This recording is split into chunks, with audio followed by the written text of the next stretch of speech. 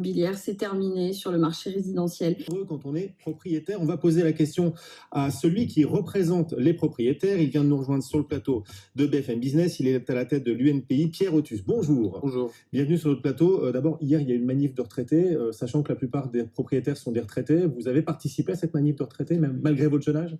Alors moi je n'y ai pas participé parce que je travaillais, mais je sais qu'il y a bon nombre de propriétaires effectivement qui ont participé à cette manifestation parce que la CSG c'est le double effet qui se coule de l'augmentation des taxes foncières et de la CSG plus de l'IFI pour certains. Et donc effectivement ils étaient mobilisés sur ce sujet. Oui. Qu'est-ce qui ne va pas chez les propriétaires? On a l'impression que tous les ans, ils sont grincheux. Tous les ans, ils râlent. Tous les ans, c'est la fin du monde. Qu'est-ce qui ne va pas cette année chez les propriétaires? Alors ce qui ne va pas, c'est l'incertitude de leur fiscalité. Lorsque Emmanuel Macron est arrivé au pouvoir, il a d'abord parlé de la rente immobilière, comme si les propriétaires étaient les derniers rentiers de France à qui il fallait appliquer une fiscalité propre, l'IFI.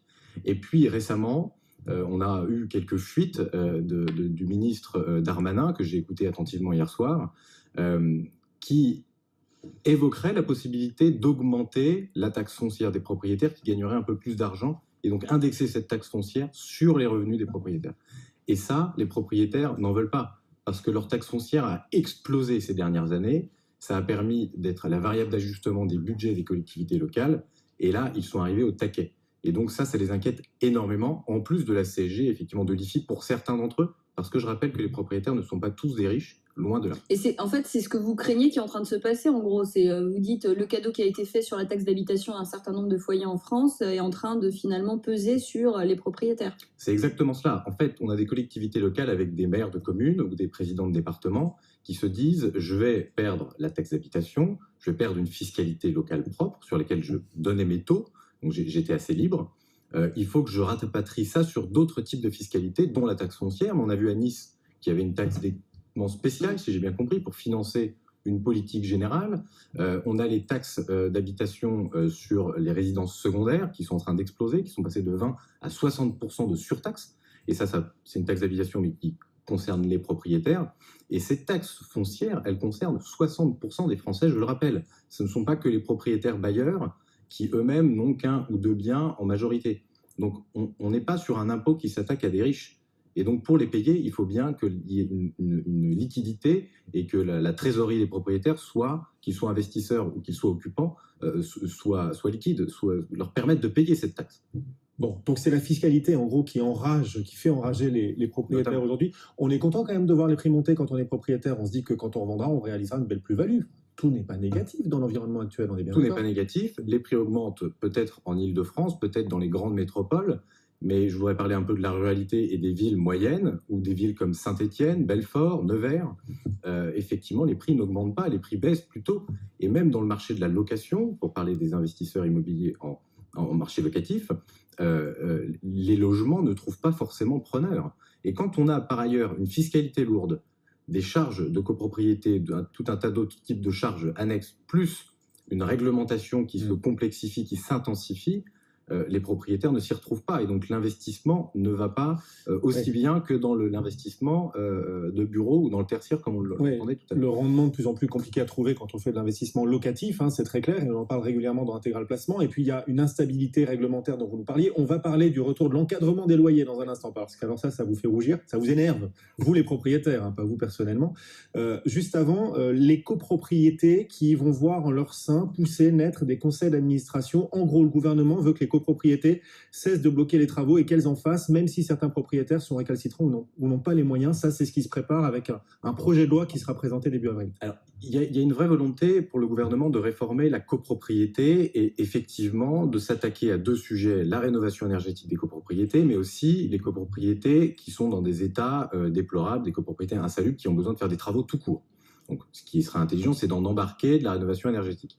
Et pour cela, le gouvernement a pour projet, c'est encore à l'état de projet et c'est encore en discussion, de doter les grosses copropriétés, de distinguer les petites, les moyennes et les grosses copropriétés, et de leur doter la possibilité de prendre des décisions elles-mêmes, au niveau du conseil syndical, sans forcément consulter l'intégralité de l'Assemblée générale des copropriétaires. Ça peut être une bonne piste de réflexion. Cependant, je parlais de solvabilité des propriétaires, derrière, il faut bien payer.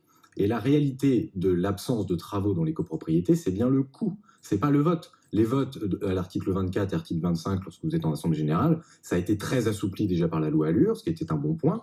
Mais ce qu'il y a derrière, le nerf de la guerre, ça reste l'argent et l'intérêt que les propriétaires occupants comme bailleurs, je le répète, auraient à investir dans la valeur verte du logement, ou en tout cas dans la rénovation des logements en général. Ne serait-ce que parce que ça valorise leur logement. Parce que ça les valorise, que ce soit la valeur verte ou même de faire des travaux tout court, de rénovation d'un logement qui n'a pas été rénové peut-être depuis 10 ou 20 ans. Effectivement, ça donne de la valeur au logement. Sauf que dans les immédiats, quand on parle des passoires thermiques des années 70 par exemple, vous avez des gens qui sont des personnes âgées, qui voient déjà leur CSG augmenter. Je ne vais pas vous refaire le cycle, le topo, mais ils se disent quel intérêt j'aurais à payer 5 10 000 euros de travaux pour la rénovation de la façade de ma copropriété si je n'en verrai jamais les bénéfices. Si ma facture d'électricité ne passera pas suffisamment pour en récolter les bénéfices, admettons dans les 5 ans ou même dans les 10 ans. On sait que l'investissement... Enfin, on a le droit, d'investir dans l'avenir quand même si en effet il y a de plus en plus de personnes âgées en France, la France ne va pas s'arrêter d'avancer, on est quand même d'accord, et c'est l'intérêt de tous, et des enfants et des petits-enfants même de ces personnes âgées qui peuvent se dire je ne vais pas investir pour un truc dont je ne verrai pas la couleur. Encore faut-il qu'ils puissent payer. Enfin, c'est ça l'enjeu, non? C'est ça le problème, c'est la solvabilité et c'est les liquidités qu'ils ont en leur possession. Vous savez, l'investissement immobilier pour un bailleur, c'est du capital, mais après, il faut qu'il ait un peu de trésorerie pour pouvoir avancer. Et plusieurs projets du gouvernement, l'augmentation des taxes foncières, la ponction des dépôts de garantie et placés sur les comptes de la Caisse des dépôts, tout ça sont des sujets qui tournent, dont on entend parler, et qui ne sont pas très rassurants pour la vie. Juste pour revenir juste un mot, vous dites le sujet est encore en discussion, effectivement, il y aura la discussion parlementaire, mais si je ne m'abuse, le projet de loi tel qu'il a été envoyé au Conseil d'État prévoit pour le gouvernement d'être habilité donc pour passer par ordonnance sur ce sujet-là. Donc a priori, les choses vont très peu évoluer dans les semaines. On a été quand même concerté, il faut quand même le souligner, on a été interrogé, on a répondu à un certain nombre de questionnaires par la Direction des Affaires civiles et du Sceau, donc c'est le ministère de la Justice qui pilote ça. Après, qu'est-ce qu'il y aura dans les ordonnances? Ce sera habilitation, et donc effectivement, ce sera ordonnance, qui ne nous va pas vraiment. Le dernier effet qui se coule pour les propriétaires, c'est l'encadrement des loyers pour ceux qui mettent en location leurs biens. L'encadrement des loyers qu'on croyait caput, terminé, il est de retour, il va revenir, et chaque ville aura la liberté de créer un encadrement à sa guise. Tout à fait. Alors c'est un encadrement qui est prévu pour 5 ans. Dans les 28 agglomérations qui étaient prévues par la loi Allure, on paye la taxe sur les logements vacants. Et ce ne sera pas nécessairement des zones continues de l'agglomération avec un certain nombre de villes comme à Lille ou à Paris, ce qui a fait tomber l'encadrement d'ailleurs. Il y aura une certaine liberté d'encadrer dans certaines zones d'un certain périmètre de métropole. Donc les villes où l'encadrement des loyers va être mis en place, ces villes vont se multiplier, il va y en avoir de plus en plus. Ça, c'est un risque pour les bailleurs, avant les municipales en plus qui approchent, où chaque maire pourra peut-être se dire pour me faire réélire par mes électeurs, qui sont souvent des locataires, eh bien, je vais imposer ce plafonnement des loyers aux propriétaires. C'est une possibilité. J'étais à Grenoble mardi dernier pour l'Assemblée générale des propriétaires UNPI de Grenoble. C'était effectivement une question qui est revenue beaucoup pendant l'Assemblée générale, parce que Grenoble était un peu la troisième ville en cours. Et effectivement, ils veulent bien qu'on observe les loyers, qu'on fasse de la donnée, qu'on donne des indications à tout le monde, ça leur pose aucun problème. Mais ils sont, je ne vais pas dire terrifiés ni terrorisés, mais c'est un vrai enjeu pour eux de savoir si on va encadrer leur loyer.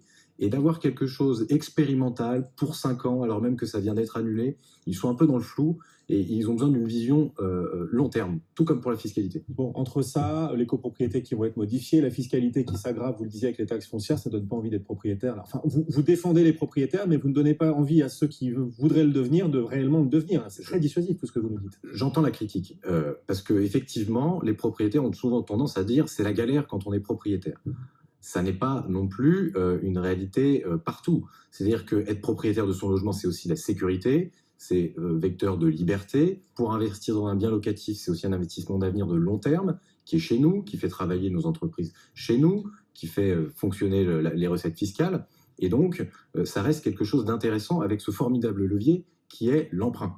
Et c'est un investissement en plus qui est très populaire et accessible à tout le monde, et moins risqué, ça il faut le dire, que certains marchés financiers où effectivement il y a plus de volatilité, qui est plus sujet aux crises. Juste un dernier mot quand même, Pierre, parce qu'on a parlé de ce qu'on était sûr qu'allait se passer pour les propriétaires, a priori, même si on n'a pas les contours. Il y a une autre chose qui serait peut-être dans les cartons et dont on a déjà parlé ensemble, c'est cette histoire des dépôts de garantie locative. Vous savez, les cautions qui sont versées par les locataires à leurs propriétaires et qui pourraient être récupérées par la Caisse des dépôts et consignations. Vous avez entendu parler des rapports qui avaient été faits sur le sujet. Est-ce que vous croyez que c'est une bonne idée ou pas ?